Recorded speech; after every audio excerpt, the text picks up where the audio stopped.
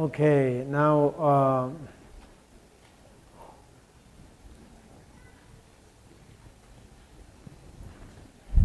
no, the reason why reason I was thinking about sitting in the chair down there, down in the low level, then I can stand up and walk around while I'm talking. That's the thing, because the doctor mentioned not to sit more than the 20 minutes. And it's true also, it hurts me, So then I stand up and I just walk around while I'm talking. That's what I thought. So they're so kind, I have to be levitated, They're so kind. Anyway, they know that, the lamas, they like to sit on the high throne, That's the lama's disease. Disease of lama, the lama wants to sit on the throne. In Tibetan, there was a saying, Radha lama tonaga. That means the lama, lama and the goats, the goats, goats and the lama are always happy to be high up in the throne.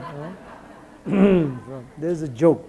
It's true also, because all the lamas, they love to stay on the high throne, They always talk, My throne is higher than your throne, or your throne is higher than my throne. This is a high topic, very big topic. Unfortunately, So that was the big topic, and then, everything corrupts. Okay.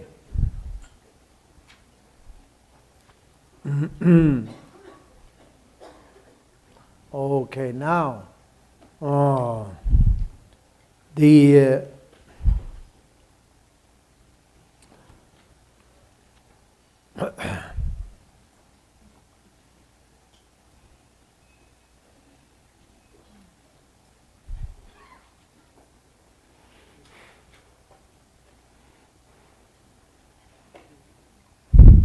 so through the Mahamudra, we have to understand that there is not much of a point to have a high throne, sort of like that, The high and the low is also equanimity. We have to understand equanimity between the high and low, between the good and bad, and the long and short. All these dualistic attitude needs to be demolished and have non-dualistic attitude. So that attitude needs to be changed in order to be a Mahamudra practitioner. And of course today we are not supposed to be talking about Mahamudra, because many of you are sort of like a refuge and also non-bodhicitta. So of course Mahamudra is not supposed to be talking, and not very much like appropriate to talk about. But anyway, I just use this word in case if any of you knows what it means. So yesterday we were talking about equanimity. Today also we will talk about, let's say, equanimity or onenesses of the phenomena, and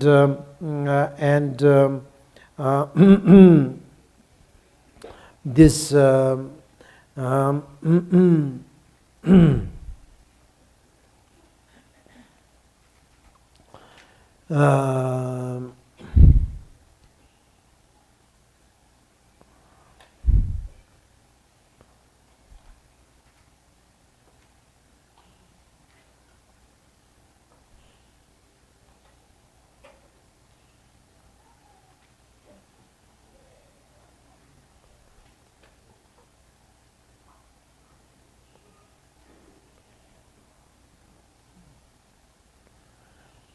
as it says, allow the muddy waters of mental activity to clear. That is very important. That part is very important. Muddy waters. muddy waters of mental activities to clear. So this actually means like a water that we have, like for example, maybe just like in a muddy place, if there's a hole and then the water is there, then if you leave the water we leave the water alone, then even if that surface is in a muddy place, but the water is very, very clear, very clear. Water itself is going to be very clear. But if you don't leave it alone, if you stir it up, then the mud comes. Mud comes on the sort of surfaces of water, and the water will be a muddy water. So it's very much depends upon how you treat the water. If you treat it nicely, the water is going to be very clean, very clear, even though it is in a muddy place. And if you treat water very, very badly, like it keep on shaking and this and that, then of course water will be muddy water. So of course mental activity is also same thing. It needs to be sort of like arrested. It needs to be sort of watched and left alone. That has to be very important. That is the main principal thing. The practice of Mahamudra, if you want, you can say that, And refrain from both positive and negative. That is the thing. How you leave the mind alone. You have to refrain from both the positive and negative part of the mental existence, mental movement. Positive movement is also to be refrained, and also the negative obviously has to be refrained, and that means that means you are leaving the mind leave appearance alone. Leave appearance alone. That is what very clearly said. The appearance should not be tried to sort of stop or try to manipulate. That is the thing. What usually we always try to manipulate. For example, you think you see something nice, or you try to sort of take it part of your property.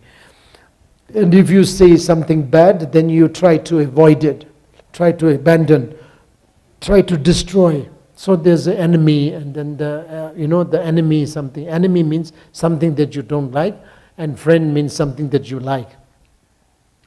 Good means something that you have to take, and bad means something you have to abandon. So that sort of thing, So that means you're not leaving it alone. So appearance should be left alone, but instead we are not leaving it alone. We are sort of manipulating too much. So it's manipulation, the actual manipulation comes from where? Comes from the mental state of understanding. So that mental state needs to be calm and needs to be sort of left alone. So this is the thing. So we, in Mahamudra, I'm talking about Mahamudra. If we are not practitioner of Mahamudra, then these are not really important. But Mahamudra meditation, then you should be sort of like meditating open-eyed, and then you just look at the phenomena. But all the phenomena should be left alone by itself, as it appears to be. All the appearances need to be left alone. This is very important rather than manipulating it. For example, like most of the Theravadan practice and also non-Buddhist practitioner meditating, when they meditate, they wanted to close the eyes. Why? Because again, it itself is a manipulation. You have to close eyes. You feel very much better close-eyed, because if you close-eyed meditating, then it's less interruption, less sort of like what do you call that? Yeah, obstacles, interruption. Interruption. So therefore, you would close your eyes, and if you close the eyes, itself is a manipulation. Because you don't want appearance to be appeared. So that's the reason you close.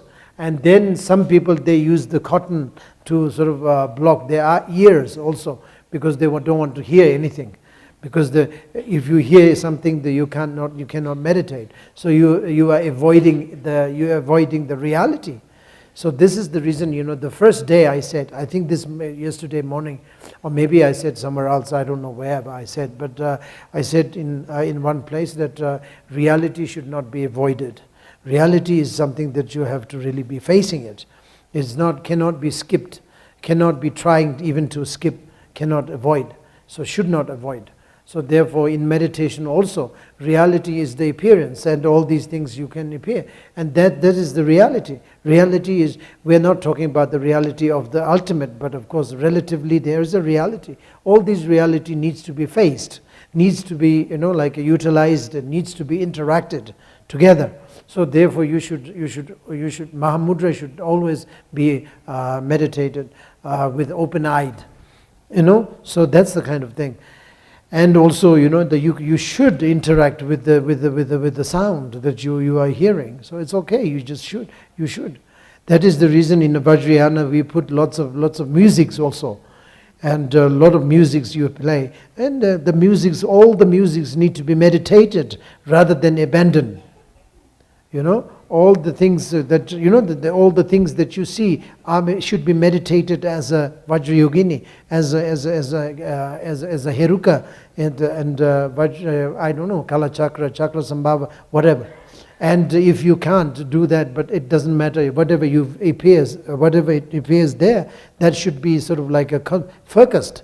But you should not be focused in a mundane way, but in a very much like a specified way, or a kind of a Mahamudra way. That means like as I said, the phenomena has to be left alone. So it's a leaving alone itself is a really meditation, but has to be interacted. So it has to be seen. It has to be sort of like viewed. So the vision should be there. That itself is a very good Mahamudra. It cannot be avoided. So therefore, it just has to be left alone. Even though you see it, but you left alone. But you should not block yourself by closing your eyes.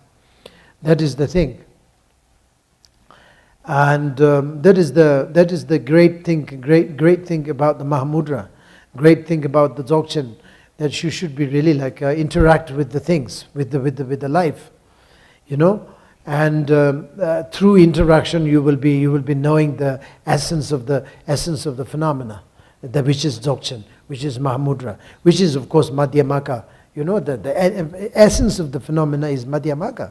We are talking about Madhyamaka for many years, and learning volumes of teachings, and teachings of Madhya, like what you call that, the Nagarjuna, and the Shanti Diva and all these things. But you don't, the actual thing, what you really have to learn, actual thing, like ultimately you have to know how to interact with the things, with the phenomena, in a way that it's a Madhyamaka way, in a way with the middle pathway. That is the thing. Middle path, or the way of the middle path, is the one that you should be like you should be meditating, or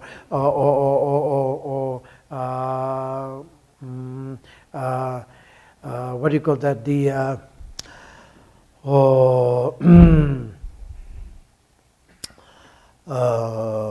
You should be affiliated, or you should be getting used to yourself, getting used to it. Right now we are so much getting used to seeing the things inherently exist. That is not the way it should be. So you should be trying yourself to get used to, or familiarize yourself with the things, to see the things in a way that it's totally different from the inherently exist, non-existence. The non-existence as it is inherently exist. So that is the thing. So that is the completely kind of different way. But you are looking at the same thing. You're looking at the same person. You're talking with the same people. You're listening to the same music. Same thing. You may be listening to pop music, jazz music, classical music, doesn't matter. You can enjoy also. Enjoyment also can be turned into a Mahamudra, can be turned into a Madhyamaka. There's no problem. Nothing, this is what I said yesterday. There's nothing wrong with the enjoyment. You know, enjoying is not the fact that you have to avoid, you know, but you have to avoid. What you really have to avoid, you have to be able to avoid, is that, you know, the wrong, how do you say, wrong concept, wrong comprehension, wrong perception. That is the thing. Dualistic way of perceiving things. That is the thing that you shouldn't be, you know. So that is the thing. This is a very subtle, anyway. I don't understand how to really say very much in subtle way because of English. My English is very poor. But doesn't matter. You should know what I'm really trying to say. That much is also good enough to start with. You should be interacting with the things, people, music, you know, houses and everything, but in a way that it's not existing as it appears to be. But right now we are interacting. There's no difference. You are interacting, but you are interacting in a way that it inherently exists. So that is the only difference, you know. But then many of us, we don't understand that secret. So therefore the meditation means you have to cut and you shouldn't look. And meditation means you shouldn't listen to music. You shouldn't listen to anything. And if somebody talks, if somebody thinks, that is very bad. You have to avoid that. So that sort of thing, it's a misunderstanding. It's kind of interpretation. Even though it's maybe it can help sometime, you know, without listening, it's much better for us. You feel something, a little bit, you know, tranquility, you know. You feel a little more tranquil for that sort of thing. And also you feel a little bit like a more sort of a pacifying when you close your eyes, especially when you have something to think about, something to be paid attention on, sort of one pointed mindly, then of course it's much better to close the eyes.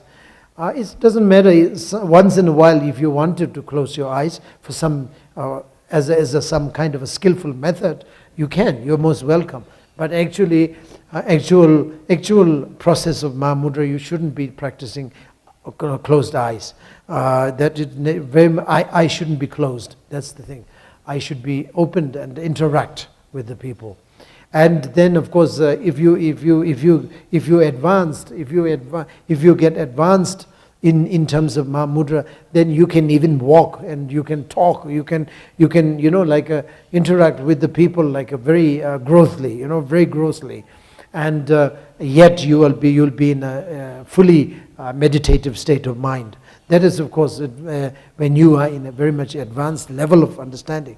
But right now, for the time being, you are not really advanced. Then you should be sort of like a sitting meditation, cross-legged or whatever. All these things that need to be followed. Why? Because, you know, it's not only being an Asian kind of tradition, but cross-legged is very much like a spirituality. It really helps your bindu to sort of like act accordingly, and your sort of channel to act accordingly, to sort of like a breathing exercise or whatever will be very successfully done. If you are cross-legged and you do 7 postures of Virachana, needs to be really followed very nicely. And if even if it is very difficult, you should try. And this will help you to sort of get some essential part of meditation. Very, very, very important, you know. This is the something you can't avoid it, something you shouldn't avoid it, you know. I mean, unless, you know, really you cannot do it because of your some problems in your leg. You cannot sit together cross-legged. It doesn't matter then what to do. Anyway, sit on the chair comfortably. Also, is okay. I mean, the mind is mind. Anyway, it doesn't matter that much. But of course, if you want to have a rapid kind of a result, then the sitting posture is also very, very important.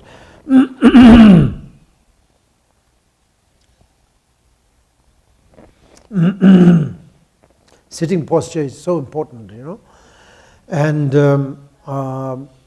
but that is very much like for a serious practitioner. But if you are not so serious practitioner, you don't really have to go through the sitting posture anyway. You just try to sort of keep yourself in a meditative state of mind. And that is not to say that it's only apply for Mahamudra. It's even even for a mindfulness practitioner who is not really interested in Mahamudra or Dzogchen or Madhyamaka, doesn't matter. You just wanted to be so-called mindful during your office work or whatever. Always you have to be mindful. That is also what can be done while you are driving, while you are cooking, while you are in bathtub or whatever, shower, and wherever you are, doesn't matter. Mindfulnesses can be sort of carried away. We're always with you. This is very important also. Mindfulness is here what I'm talking, beside the Mahamudra, what you're really talking about, what we're really talking about is that you always have to watch yourself. You are a sort of like a watcher. You put yourself aside, and you are going to be like a watching. So this is kind of like a two-person. You are one, you are a second person, you are the first one maybe, but then there is a second person, that a second person watching on you, which is also you. So you should be watching on you, so to speak. That is the essence of the mindfulnesses. That is nothing to do with the Mahamudra, but always you have to watch yourself. So you have to like watch yourself. So there is a kind of a two phenomena, two substance of yourself, and one is watcher, one is the person to be watched. So so there's a spy on you, which is you actually. You are spying on yourself. That's it. That's the kind of a message of the mindfulness actually. So you have to be mindful. So you have to be mindful actually means, of course, what you do is you have to tell yourself. You have to sort of like look at yourself and sort of like be not only mindful, but mindful actually means be aware of what you are doing, and be able to sort of tell yourself not to do that and do that, and this is going to be not good, this is going to be good, So you have to give yourself a room before the action comes. For example, you have, always anger comes, desire comes, jealousy comes, all these afflictive emotion comes. And when it comes, you just have to give yourself a room before action comes out. The action of anger is beating or scolding and screaming or whatever, That is the action of anger. When before action comes out, you should be able to sort of give a room yourself, give a room, and then you yourself sort of discuss with yourself and say that, hey, what are you going to do? What am I going to do? What are you doing now here? Are you going to really scream, or you're not scream? I think you better not to scream, Or you're going to beat him? I don't think you should, I mean, will it help? Will he be sort of listening to you and obeying yourself, or will he be also beating you? Then it's like going to be a battle. So better or not, remember that you should be giving yourself a little bit of time, a chance for yourself to discuss with you, and then make a little bit of room to say yes or no. Then if it is really good, then of course you beat him, because it really is going to be good one. I mean, maybe you're not that smart, but you should be really like using your smartness anyway.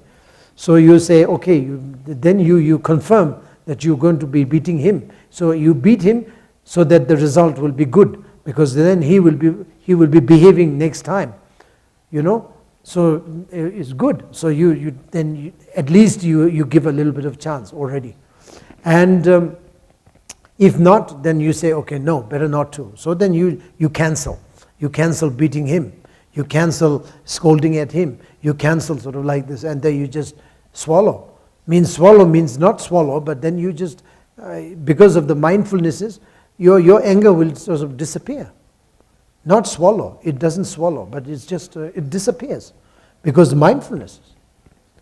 But then if you don't have a mindfulnesses, then sometime you can manage to swallow, but then it will build up. within your system, then you will be sick, Always, the anger is suppressed. Your anger is suppressed, all the time suppressed and swallowed and swallowed and swallowed. And one day you will be sick. And you have a lot of blood pressure problems and heart attack problems and all these sort of different sort of problems, skin problems and brain problems, all the kidney problems. A lot of problems are there, will be there as a result of it. It's a very bad thing to do. So, this is not recommended. But what I'm saying along with the skillful method of the mindfulnesses is totally different. You can manage to abandon the anger or diminish the anger. You say, okay, better not to, forget it. So then, the anger will sort of like diminish by itself. You don't have to swallow. You don't have to sort of like hide. You don't have to do it. You just automatically it's finished. So that is mindfulness is a very, very important. So you will be giving yourself a chance to sort of think about it, And also something like a desire. You want to have this thing. You want to drink that, Drink some alcohol or something that you really wanted to do it. But then before you really go there and pay for the glass of alcohol or the bottle of alcohol, before you say you go there, you just manage to tell you whether you should or shouldn't. So you should know. And then you will be able to tell that, okay, no, I better not to, because I get addicted and I'll be alcoholic, and then I will be, like having a very big problem with my own family, and very big problem in my career, and very big problem initially I'll be having a very bad, eventually I'll be having a very bad liver and all these things. Better not to drink. Even though I love drinking, but I better not to drink. So you should be able to tell you. Mindfulness is the skillful method it'll make you sort of like to tell you all these things. Mindfulness is really like a teacher, a great teacher within yourself. No one has to be coming to tell you that, you will be able to tell yourself. That is the kind of a beauty of the mindfulnesses, So that is the thing. So that is very much has to be utilized and practiced. And sometimes you don't manage to tell this also, the mindfulnesses are not strong enough. So therefore mindfulnesses needs to be developed. It has to be stronger and stronger and stronger. If you develop, then of course strength comes. Strength. It is same as the body, the body is the same thing. You have to lift the heavy things, and then you will be building the body. So that the bodybuilder needs to be, needs to be exercised, and then you eventually, slowly, after a month or two, or maybe 6 months, or maybe a year of bodybuilding, then you will be like having a muscle, little by little, and then you will be strong. And similarly, that the same thing, exactly the same thing. The mind has to be taking a time. Taking the time, and you can't say, I'm doing mindfulness practice today, and tomorrow I have to be strong. No, you cannot. It'll take longer than the bodybuilding. It really is, because the body is fresh, relatively. Body is fresh, because now how many years ago? If you are 40 years old, 40 years old. It's relatively very, very fresh. But mind is a very, very, very. It has millions and billions of years of history of being neglected, being naughty, being being uncontrolled, billions of years, billions of life. In terms of Buddhism, the continuation of mind is like unbelievable. So therefore, to put the mind in a position takes longer than the bodybuilding. Bodybuilding takes maybe 1 year or 2. That's all. At most 4 years. Then you will be like a macho. Really. So, but the mind is not as easy as that. But you have to struggle. You have to do it, and if you do it, then you will achieve it. I think we cannot give a sort of a period of time. I don't know how to give, but say within 6 years you will see a big difference. I mean, this is my own experience, even though I'm not saying that I'm a great, but of course I have been meditating mindfulnesses from age of 8. Started from age of 8, because my guru, my father, my mother, always, they are all my master anyway. They're all teaching all these things when I was very small, and I myself also was very much like interested to sort of take the lesson every day, every moment. I try my best, and almost constantly, up until now. So now I can see that there is some fruit, there is some effect there. I can see a big difference anyway. But this is, so many years. You can't believe it, I mean, from 8 years old until now. How old am I? Secret. Anyway, so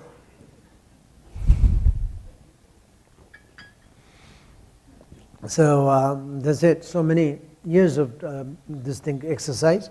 So now I can see a little different. I can give myself a little bit of gap when I go through the afflictive emotion arise. I can give a little bit of gap, which is bonus.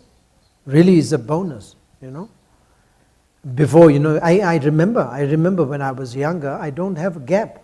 I have to go boom. When I get angry, just boom, go. Very painful, but I have to, There's no sort of resistance. But now, yeah, anger comes, and I don't mind also. Angry is a part of my life. Anger is part of my life. Desire is a part of my life. What's wrong with it?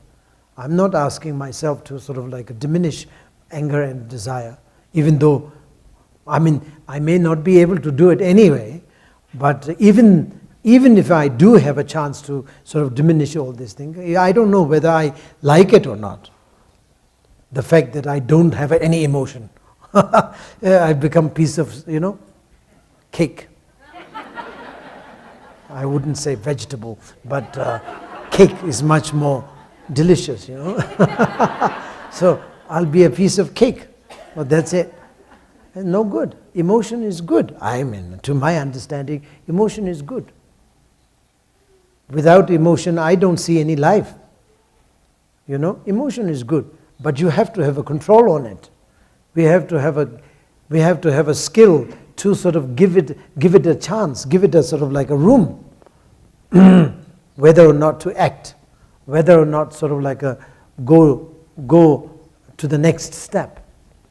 That is very important, rather than avoiding everything. Very bad. The other day I don't know where I said I was saying something that there are many people in our society who says emotion is very bad. Ego is very bad. Emotion is very bad. And then afflictive emotion, when it comes in afflictive emotion, terrible, terrifying, But actually, to my understanding, maybe it's wrong, but to my understanding, or to my opinion anyway, I would say, all of these things are not that bad, I think. Not that bad. If you know how to look at it, it is not that bad. It is life. It is the driver. Car needs a driver anyway, You are a car and needs to be driven. So the mind is the driver. So mind has a different sort of different sorts of mechanism. So a mind is like an engine or the driver, whatever you may call. And this has a lot of different mechanism, a lot of aspects of the mind. Anger, desire, jealous, this and that, But these things are just like a drive. So driver needs to be there to be alive, to be living. Survival, let's put it like that.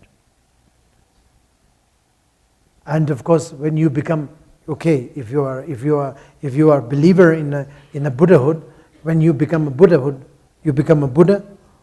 Nothing but you become realized being, realized person. What did you realize actually when you say, what did you realize? You realize nothing. You realize nothing. You realize the nature of the anger, nature of the desire, nature of the nature quality, basic quality of the desire and all the afflictive emotion. That's all. People think like, oh, when you become a Buddha, you become very extraordinary thing, You become like a very funny kind of person. Very abnormal. If that is so, I don't want to be a Buddha anyway. Definitely. I want to be normal. I want to be normal. I want to be a good person. I want to be a good boy. I want to be a good girl. And if you become abnormal, what's the point?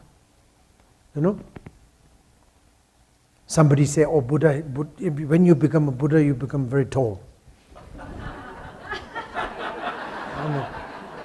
But so what, nowadays in China, I was told that the boys are very, very short, So they want to be good looking, they want to be tall. So they operate the knee or whatever, the leg, and then they put something, and now this is very fashionable. Now the boys are very tall, becoming very tall. So it's very easy. You can do that also if you want to be tall. You don't have to be Buddha. You just cut your leg and put something, and then, it doesn't matter, you do that anyway, no problem. So, why? Why you kick big fuss out of it? Buddha, when you become Buddha, tall, short, fat, small, doesn't matter, let it be. The only thing, the real thing is you have to have a realization. And realization of what? The nature of the anger, nature of the whatever that is afflictive emotions. That actually introduces us that the Buddha has emotion. Buddha has the mind. Buddha has all these things. Yet we will have a full control on it. Whereas right now we don't have a control. We don't have a control. When we get angry, finished. When the colors will be changed, the voice will change, and then everything, the action will be changed, and it's very dangerous, When you get angry, your wife better be run away. Your children better be running away, otherwise daddy will kill you, will beat you up, So daddy is very angry, so they have to run away. So that's the thing, very dangerous. That actually means that really tells you that you don't have a skillful method of mindfulness, or skillful of course, forget about the Mahamudra, forget about Dzogchen, forget about Madhyamaka. That's the thing. Of course, when you talk about the Buddha has an emotion or not, Buddha has a mind or not, this is a big debate. Like the Gyalwang masters, some Kadambas, they say Buddha has no. Buddha has the mind. Buddha has mind. Buddha has emotions. But the Nyingmapa and some of the Nyingmapa tradition and also some part of the Sakyapa, they say Buddha has no mind. So there's an argument, but doesn't matter. I don't want to go through argument, because I don't know. None of us know what Buddha is, what it looks like. It doesn't matter. So it's very far away. Don't talk about it, Just talk about how to do that right now, how to go about it right now. That's it, We don't talk about what it looks like. Talk about that. And of course, we can debate many months about that. Whether or not Buddha has a mind. So, I myself also, spent maybe 9 years learning Kadamba, like Gyalwang's script, for 9 years, more than 9 years, more than 10 years I was learning Kadamba, the Gyalwang tradition. And then I spent more than 12 years learning Nyingmapa script, all these scripts. And I know what they are really talking about. I know what they are talking about, okay? That's what I'm saying, talking about. But I don't know what is really the decision. I don't know. So we all are, this is just left there as an argument. So it's just a sake of argument. It's very nice to say, to have it there. So we can just argue whenever we want. So that's it. But reality is that, what we have to do right now, that is most important. So right now what we have to do is, like a Madhyamaka is, I told you already how to really keep the Madhyamaka meditation. But of course not Madhyamaka, the Mahamudra. And of course the non-Mahamudra people, then of course the mindfulness is the most simple and is a very, very, very effective. But it'll take long time. It has to take long time. Years cannot sort of like be expected within 1 year, 1 month or two. No. I mean, it can give you a change, little bit of change, little bit of transformation. Can be. I mean, even 1 day maybe giving you a little bit of result. But you wouldn't see that much of result because it's what do you call that? The opposition, if you like, opposition of your own mind is too strong, very, very strong. So therefore, you cannot really fight with that battle very easy, very difficult. So it takes a long time, but it's worth it to do it. This is what I'm saying. It's worth it, and also it's my own experiences also that there is a result. Very well. So that is the thing. So let me say it again, that you always try to, try to realize or try to be aware of yourself, particularly when you get angry, when you get emotional, afflictive emotional. You have to aware of yourself. That is mindfulness. I mean, when you are very happy, very relaxed, you can be easily mindful. But that's okay. That also is good. But that's not give you that much of impact, if you like. You should really be trying when you are disturbed. Then the mindfulness should be there. When you are disturbed by anger, disturbed by the desire, greediness, disturbed by the jealousy, disturbed by the sadness. Sadness, disturbed by some kind of, emotions. That time you have to be implemented this problem, this meditation. Very important. So,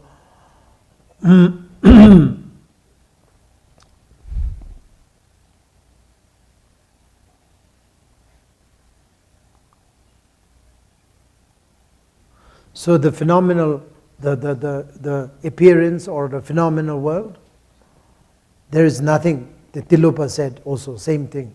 The nothing to be taken away, nothing to be adding up, nothing to be adding up, nothing to be taken away. So it is need to be observed, is need to be meditated, but it is there. You shouldn't be manipulating anything on the appearance. Appearance doesn't do anything bad. We should not think about that. Whereas in some Theravadan method, appearance are very much the obstacle. So therefore, appearance really need to be obscured, which actually means had to be blocked. So therefore, meditation also need to be done with eye closed. And also not only that, the morality practices, all these things also need to really externally renunciation need to be done. Your wife should be abandoned, your husband should be abandoned, your children has to be abandoned, at least for a week or for a month or for a year, you should be abandoned, all these things, and you go to a jungle, go to a forest where there's nobody, and you should really try your best. This is Theravadan way of doing it. Nothing wrong with it, and it is the way it should be done, and it should give you a tremendous result. But in the Mahamudra, we don't say that way. We say that interaction with the phenomena, interaction with the experience, the appearances, as I mentioned. Interaction with the appearances, and interaction means in the sense, look at them and leave them alone. Don't be manipulating anything, but just have to be there, interacted. And sound also the same thing, you have to interact, but don't manipulate it. It's just there. Forget about manipulating, just leave it there as it appears to be, as it is lying there. That's all. Don't manipulate it. So that is Mahamudra. And then the life, in a lifestyle also, the lay people like monks and nuns you don't have to talk about it, because they are renounced. They are bhikshu, they are bhikshunis. So of course there's nothing to talk about that. But for the lay people like all of you, in your case, of course you don't really have to abandon your family. If you even if you are with the family and families are making you angry, that is bonus. That's bonus. Thanks to your wife, thanks to your friend, thanks to your husband making you angry. Very good. Thank you. Okay, because anger needs to be meditated. That is the thing. Anger needs to be meditated. So the emotion was steered. You don't have to steer. You don't want to be steering your emotion, your emotion. As I mentioned, Diluba said, don't steer. The muddy water should not be steered. Leave it alone. Then the water will be clear. Similarly, that the mind should not be steered. But then, but when somebody steered, that should be taken as a bonus. Not as an obstacle. Somebody steered, that should be taken as a bonus to sort of focus more strength. Strength should be more, like for example bodybuilding. You can't say I'm bodybuilding now, So no, this is too light. This is too light. I can do this, but how many times the muscle will never come. So this is cheating myself, I'm cheating myself. So I have to have a very heavy, I don't know how many kilos people carry, like I don't know, starting from 10 kilos I think, and then you can start 20 kilos, 30 kilos, you go, then very good, or then it makes a lot of sense, then the muscle will come. So I don't want to be cheating myself doing, I'm doing bodybuilding, but carrying a spoon, that I do like this. This is not right. This is cheating, So this is the thing. I always say to my student, many of us are cheating ourselves. That is the thing. We always cheat ourselves. We do meditation. When we are very happy, we do meditation. We are very happy, then we do meditation. We are not happy. Today I'm not happy. Don't do meditation. I'm not doing meditation. I'm not happy. This means you are cheating yourself, And I don't want to be steered. Don't steer my anger.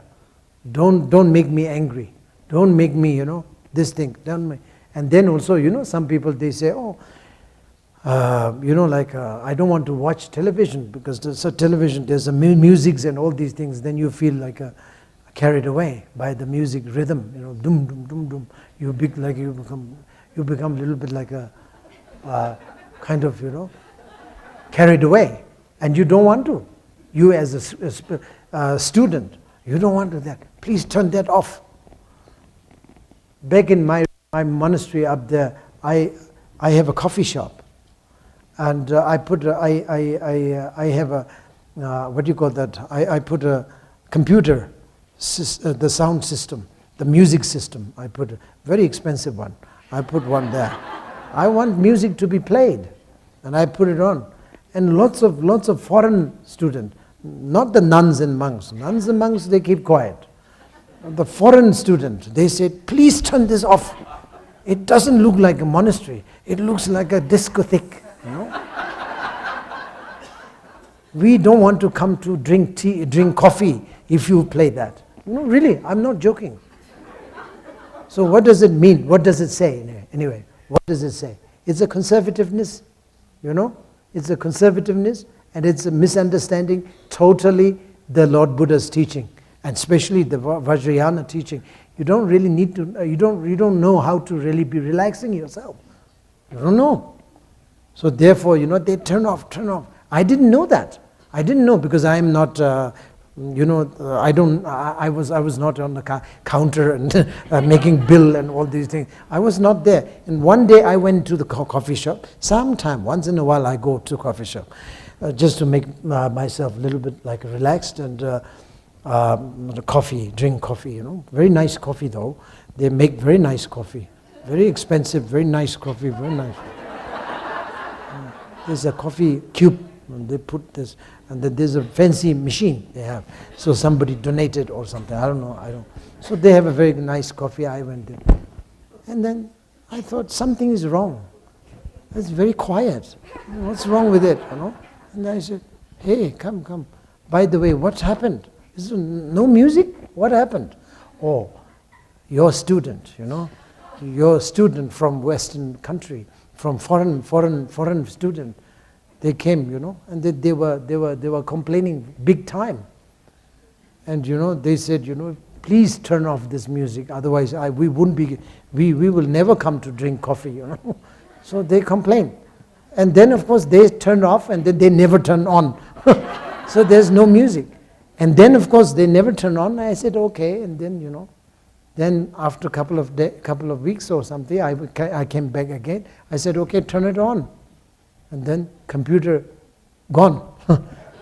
Because if you turn it on, turn it off for a long time, and then there will be, I don't know, something happened and corrupted. Nothing, no computer, no music at all. So anyway, I'm telling you this just to entertain you a little bit. But at the same time, it is the fact also. People think like that. People think that, oh no music, okay, I'm meditating, no music, okay. What to say? Nothing to say. Respect. I respect, that's all. But it's a very sad. You can't listen to music, can't you? Wow, so poor. To me, I would say, oh, so poor you, poor thing, Really, it's a poor thing, but it's okay. If you don't want to listen, it's okay, please don't listen. But if you cannot listen to the music, even though you like music, but you cannot listen to the music while you are meditating, which means you are poor, you're weak, you're not there, you're really like a just born baby, cannot walk, cannot even scroll. A crawl, cannot even crawl. So it's a very pity, But it's okay if you are in that position, what to do.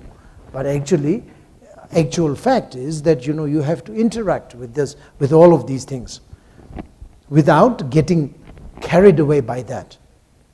If you are carried away by the music, carried away by the anger, carried away by the desire, finished. That's even terrible, even more terrifying. So that's about it. Say, if there's any questions, I just took that verses of Tilopa once. That's the important verse that I wanted to talk to you. That's the reason I took. And also at the same time, I was talking about the mindfulness a little bit. And this afternoon, after lunch, I will be also stretching on few things. Thank you. So, is there any question? Please.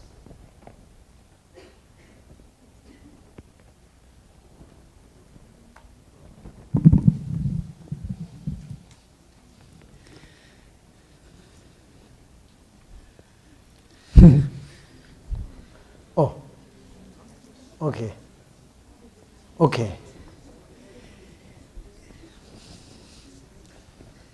Gracias, Su Santidad, por estar aquí. Mi pregunta es sobre la compasión.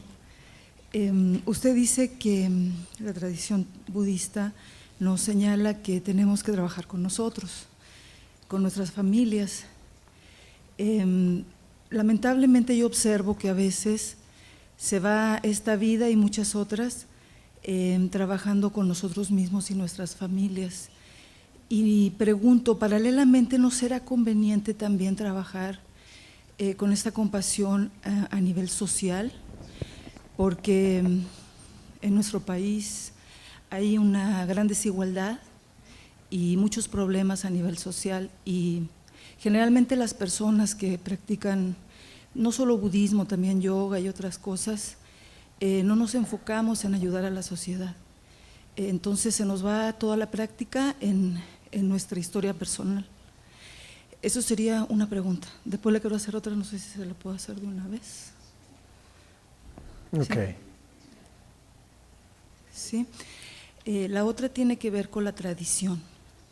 Nosotros los que estamos aquí admiramos la tradición budista y queremos seguirla, y pues en eso estamos.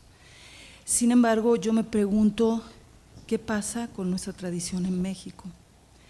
La tradición en México está olvidada, está negada, y ¿qué tanto eso puede afectar a un pueblo completito? Porque la tradición mexicana es extraordinaria y sin embargo está tirada a la basura y nadie la reconoce, muy poca gente. Entonces, ¿qué tanto afecta a un pueblo que su tradición esté negada? Gracias.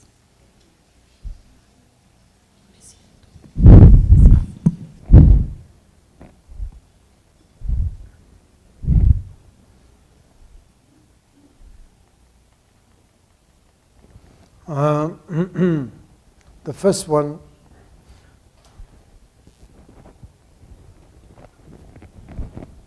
what was the first one? No, I forgot.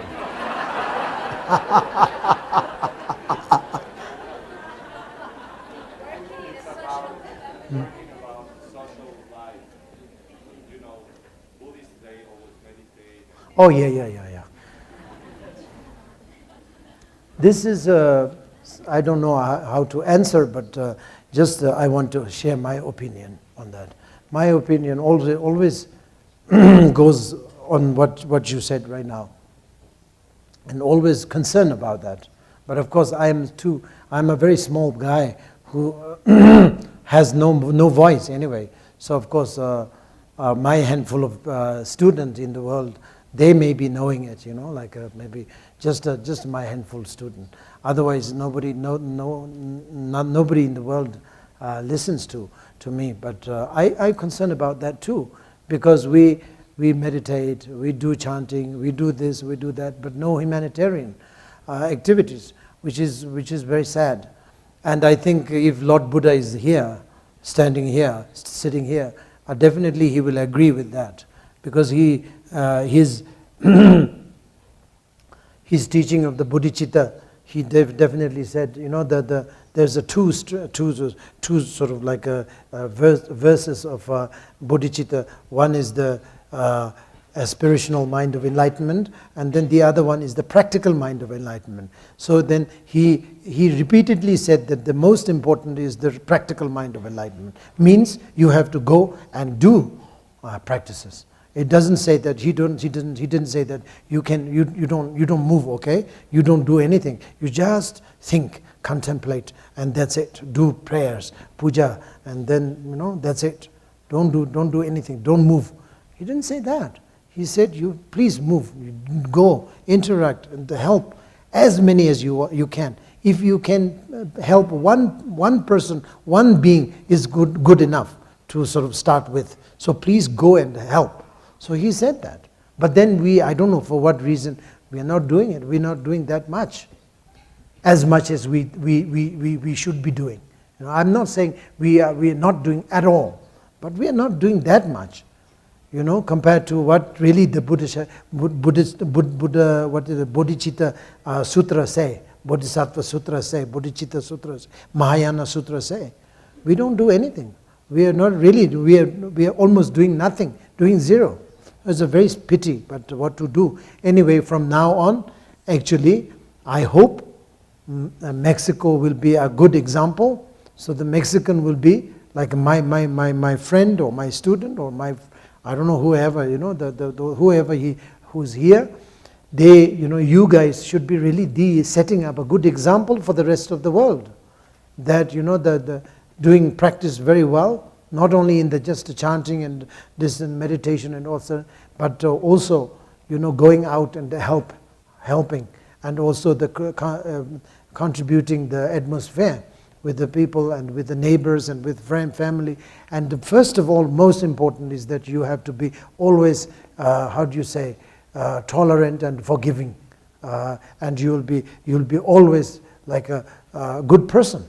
You will not be, as I mentioned before, nowadays what's happening is that, as I mentioned the earlier session, I said, you give teaching, I give teaching for so many years, and you do practice so many years, and then the result is you hate each other, and then you talk nonsense to each other, and you do have a heaps of misunderstanding among yourself, each other, and then you are full of hatred.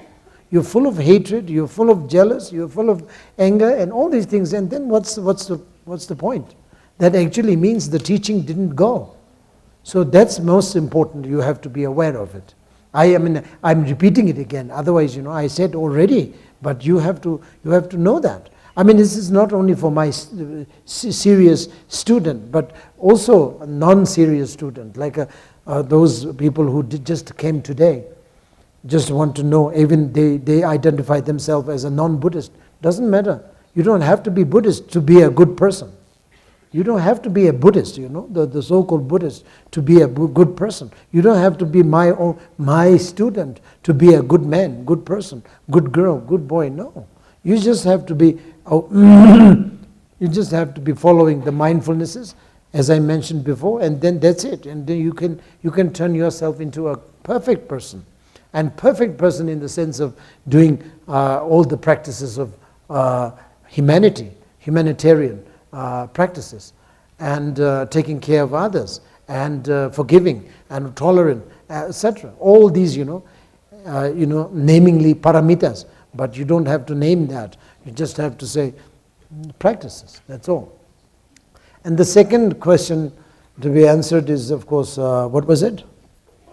What happens when we neglect the culture of our... Oh, yeah. That is also one of the things. I always, I don't know whether you guys heard of this or not, or you guys maybe not paid attention when I said that. A few days ago also I said that, and I always say that everywhere wherever I go, your culture needs to be nourished. You have to be, and also just a couple of days ago I said, we always feel that the foreign things are very good, not the native things are good. Native things are not good. Foreign things are good. Buddhist is good because it came from Tibet. Buddhist is good because it came from India, and it is because it came from Japan.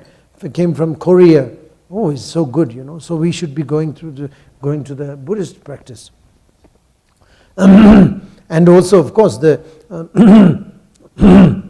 whenever whatever it comes from Europe was very good because it's coming from Europe.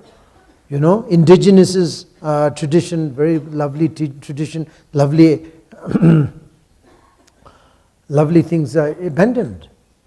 But these are, I don't have to repeat again. You just know, that. And it's happening now in Tibet itself also. Now that the religion, Buddhism is not so important.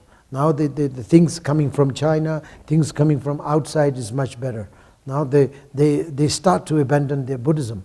So this is everywhere it happens. I don't know why. This happens everywhere. Now in Bhutan also. The Bhutan now, before there's the entirely Buddhism, entirely Buddhist practitioner. Now they like to practice Hindu. They start to build the Hindu temple. And then they feel, oh, this is something different. They feel. Hindu comes. Now the Christianity comes. Christian. mission comes, missionary comes and convert all the poor Bhutanese, and they are doing that. And the people are also willing to join. What to do? I mean, they think, the native thing is no good, foreign things are good. So this is the thing. It's a natural kind of disease. So actual fact, if we can, we should be nourishing and preserving our own culture. We should try our best. Next. Please. No, you please.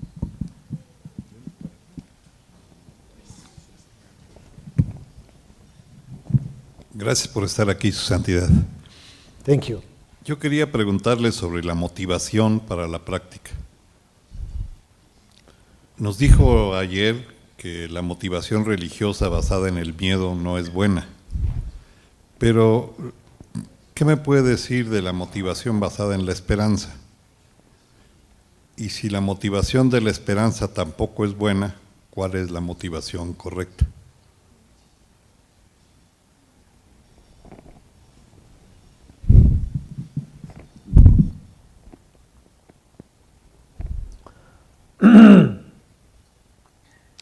That is a very, very, very good question. The hope and fear, the both are not good. But how do you say? Within hope and fear, I would say daringly, hope is a little bit better than the fear. But of course, hope has, again, varieties of hope.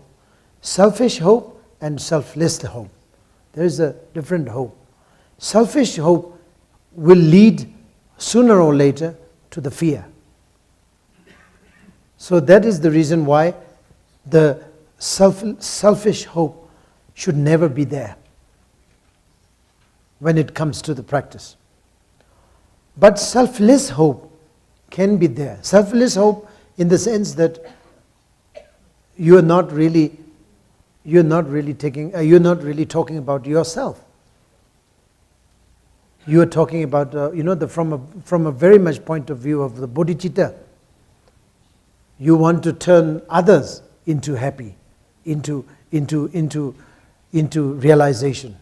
So therefore, for others, may all being be enlightened. This is what texts say, and it's true also. This is what, maybe you don't want to say, may all being. All being means like a little bit of like a bodhicitta kind of thing. But if you are not bodhicitta practitioner or anything, you're just a lay person, you're just a non-Buddhist and non-religion people, it doesn't matter. May other be, may other be enlightened, may other be happy. So, motivation is, may other be happy, therefore I'm doing this. For example, I want to give this bread, may other be happy. So that's the reason the bread is given to you. So that sort of thing. So this hope is there. May means let's hope that because of this bread, one person may be happy, one dog, one being may be happy. So that is my wish or my hope. But that hope is healthy hope, I would say. Healthy hope. Why? Because you're just hoping, and that may not lead you to the fear. But if I give it to you with a selfish hope, means like I give you, and then I won't say, oh, you're most welcome, If somebody say thank you, oh, you're most welcome, don't you ever mention, this is for you, okay, oh, very good, But of course, actually, in my mind, it says, okay, you have to remember that piece of bread I gave you. You should remember that, you have to, always. Maybe many years, 20 years, you have to remember, because I gave you a piece of bread, But I wouldn't say that, but I have this very much like very strongly in my mind built. So then, that is selfish motivation. That hope is not healthy. But fear, always not healthy. Fear is not healthy. So, to my understanding, any kind of fear is not very healthy anyway. But of course, again, if you want to go through a detail of the fear, then of course there are some fears, religious fear, supposed to be healthier than the mundane fear. So you can say that too. Religious fear is like what Catholics and all the non-religion, non-Buddhist people, they're always afraid of God, which is good, very good. They're very healthy, I would say it's very healthy according to the religion. They're very healthy, but the God will punish me, so I better not to steal, for example. I would love to steal, but maybe, I should not do it. I should not steal it, because he's going to be punish me. So it's healthy, because the result is that I'm not going to steal. I'm going to be a good boy. So the one day, there were 2 days, 3 days, 1 week, 2 months, 3 months, a couple of years, and whole life continuously afraid of this one, and then I'll be continuously good boy. I'll be never stealing, and I will be never lying. I will be never cheating. Oh, very good, So fear also can be good, the religious fear. But generally speaking, fear should not be there. From the point of view of Buddhist, this is what I'm saying, from the point of view of Buddhist theory, Buddhist tradition, Buddhist theory, Buddhist sort of like a way of looking at it, the fear should not be there. Instead of fear, you should understand what is the circumstances and what is the consequences of stealing. What is the consequences of lying? What is the consequences of cheating? So if you know that, then you will never do it joyfully, not afraid of anybody, but just joyfully. You don't do it. I don't want to do it. So there is a two-way in that. If I steal something from somebody, I'm harming him, this person. His watch is stolen by me, so he has no watch anymore. So poor thing, and I'm lying him. So I fooled him by saying something, something not true. And poor thing, again, I'm harming him. And also this is not good. And also I cheat him, also it's not good. So it's, this, from that point of view, you don't want to be sort of like doing anything bad, is also this one thing. The other thing is, you don't mind harming others, but the consequences of that means the result of that, what you will experience, is you will be experiencing something nasty as a karmic, cause and effect. Then you will know that. So I don't want to be messing up nothing. So that is a little bit fear, but understanding, basically understanding. So that understanding will, anyway, that sort of thing you should understand, so basically this is understanding, the need to be understood. So the understanding should be sorting out all the path of the problem, all your path needs to be sorted out by the understanding. That is basically the Buddhist way of looking at it. And mostly non-Buddhist way of looking at is only fear.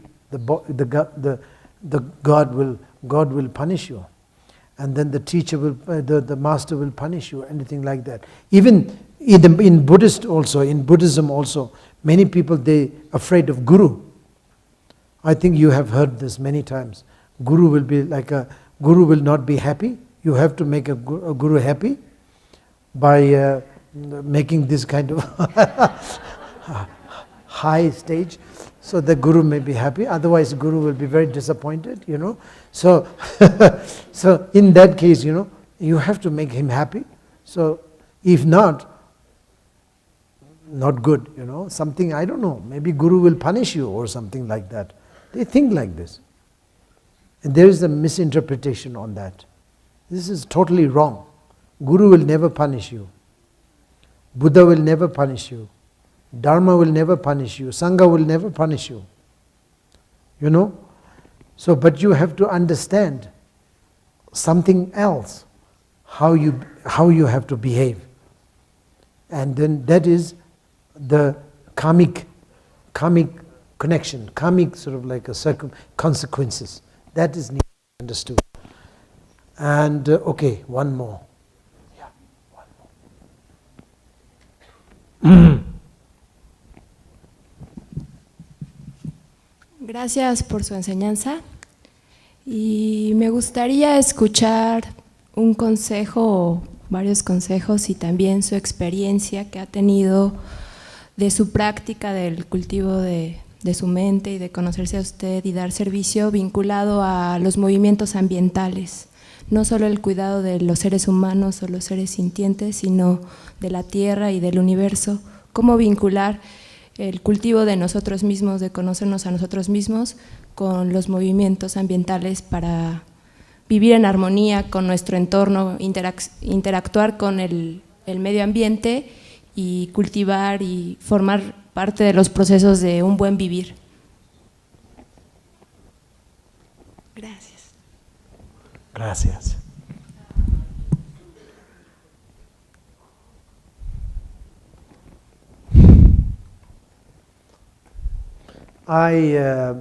Speaking about that, I don't really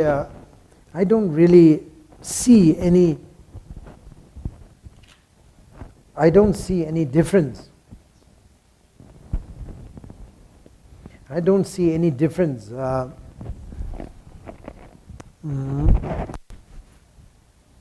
I don't see any difference between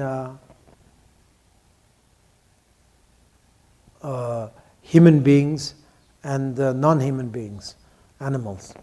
I don't see. I mean, of course, there are many differences. Of course, myself and you guys also have a big difference. You know, you are Mexican. You know, you have different names. You have different languages. You have different size of the body. Everybody is different anyway. So in that case, of course, everybody is different. But in generally speaking, you know, I can't see any difference between the human being and the non-human beings in terms of needing help, in terms of having a member of our family. It is the non-human family members and human family members. And that's it. We all are members of our family. And that's the reason also, you know, that the practice needs to be dedicated for the human beings as well as non-human beings. And now when it goes to further things like intellectual, the environmental issue, like for example trees and waters and all these things, they are to my understanding, I mean, despite of some trees considered to be living, that is something that is different issue anyway. I don't bring up this here today. We don't talk about that. But generally speaking, if you love people, if you love animal, then you have to take care of the environment. That is kind of thing that I have, my understanding. Maybe my own sort of way of building my own path. Okay, it is just my own, like, how do you say, 100% like my own way of building. But that was the way that I gained the energy of looking after the environment, and I'm very much after environment, because the environment, if you want to have a good life, if you want everybody to have a good life, then you have to have an environment, healthy environment. So therefore, the environment needs to be included in your sort of like a concern, very much into your concern. Water needs to be under your concern. A tree needs to be concerned. Earth, the mother earth needs to be concerned, because earth cannot be sort of like neglected, because without earth, where are we going to live on? Where, you know, the healthy earth, healthy water, healthy tree. For example, there's no healthy water. Then even if there is a water, the water will be like a poison. You will be like a sick. So we are not going to be happy, not going to be comfortable. So water needs to be looked after. No choice. The water needs to be looked after, water needs to be healthy. Also the plantation needs to be done and needs to be nourished, because plants are very much carrying the oxygen for us. And if we want to live long and live nicely, comfortably, the plants are very much needed. Plus, of course, trees and all these things, roots are, if you don't take care of it, as a result, there is a landslide. And then many people will be suffering because of the rain, then everything will be flushed, and many people will be suffering. And this is happening in everywhere, many places in the world. But because of ignorance, we just want the money, and we just cut the forest, deforest, and we make a lot of money, and that's it. We don't care. But then one day, if the landslide comes, many innocent people dies, many innocent animals suffers. So that is the way my practice developed, or my motivation developed. And that is, I think I answered the question. But then on top of that, I would like to extend a little more about this, is because not only just the environment, but the dogs and animals, all these things, also very much related to us. For example, I mean, I don't know whether you agree or not, but I'm thinking that if you love human beings, if you love us, if you love yourself, then my enjoyment, for example, our enjoyment, most of our enjoyment comes from the animals and from others. Like, for example, say yesterday I said that also in many places, I think. Like the breakfast milk, the milk that you drink in a breakfast, where the milk comes from. It comes from cow or wherever, animal. That animal, just simply think that if the cow is not there, where is the milk comes from? The milk will not be coming from anywhere. So the cow, you have to appreciate the cow, the fact that the cow is there. Cow give the milk. But the cow, who milked the cow? Farmer. So the farmer needs to be appreciated. But then, after milking, who sells this milk in the store that's just next door? 5 o'clock morning. Fresh bread, fresh milk, fresh tea, fresh whatever. All these things are coming into the next door. You can go and buy, and you enjoy the breakfast. But this, if you really wanted to enjoy that, you have to know all these things, where it comes from. So the animals are very, very important. All these things, animals are giving you lots of things, and it's no good to sort of ignore the animals and kill the cows and this and that. Cow disease, if there is a cow disease, then you kill millions of cows after having a little bit of cow disease, and millions of cows are slaughtered.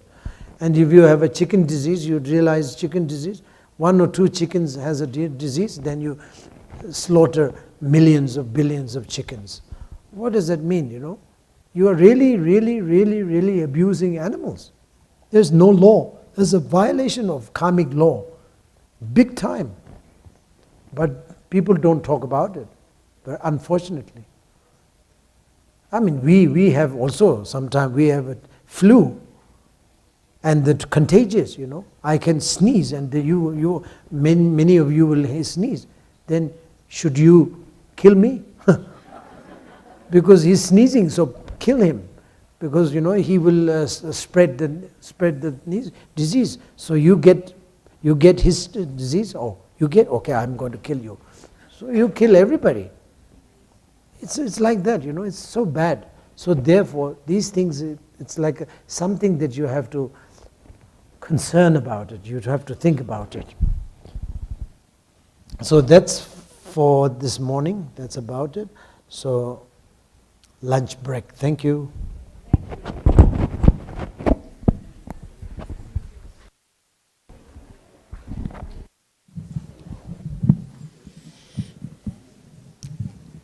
No se vayan, ¿eh?